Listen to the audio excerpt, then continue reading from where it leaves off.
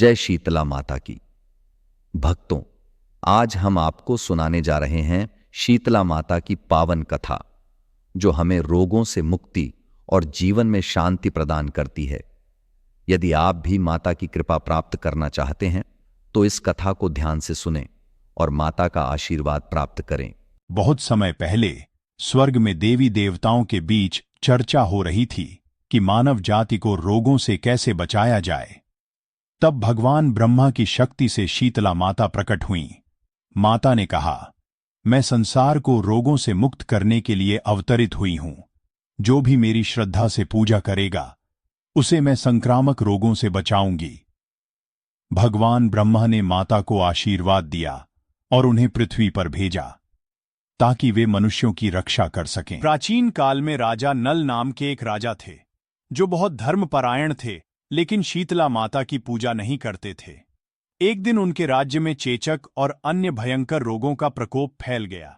लोग पीड़ित होने लगे, लेकिन राजा ने इसे गंभीरता से नहीं लिया।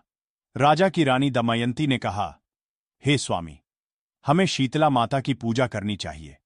राजा ने पहले मना कर दिया, लेकिन जब उनका पूरा परिवार भी बीमार पड़ गया तो उन्होंने माता की शरण ली। उन्होंने विधिपूर्वक माता की पूजा की और बासी भोजन का भोग लगाया।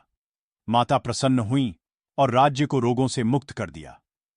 राजा नल ने माता का एक भव्य मंदिर बनवाया और पूरे राज्य में माता की भक्ति करने का आदेश दिया। गरीब महिला की भक्ति। एक गांव में सीता नाम की गरीब महिला रहती थी। वह शीतला माता की परम भक्त थी, लेकिन गांव के लोग माता की पूजा नहीं करते थे। एक दिन गांव में महामारी फैल गई। लोगों ने सीता से उपाय पूछा।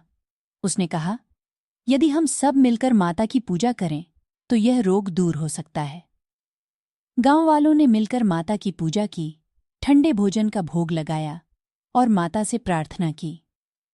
माता ने कृपा की और कुछ ही दिनों में गांव से बीमारी समाप्त हो गई। लोगों को अपनी गलती का एहसास हुआ और वे माता के सच्चे भक्त बन गए। माता की पूजा विधि। शीतला माता की पूजा बुधवार और अष्टमी तिथि को विशेष रूप से की जाती है। 1.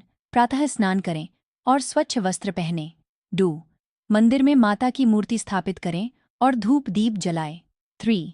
माता को ठंडा भोजन अर्पित करें, जैसे बासी रोटी, दही, चावल और गुड़। 4. शीतला माता की कथा पढ़ें और उनका ध्यान करें। 5. गरीबों को भोजन कराएं और माता से आशीर्वाद प्राप्त करें। भक्तों, शीतला माता केवल रोगों से ही नहीं, बल्कि हर संकट से हमारी रक्षा करती है।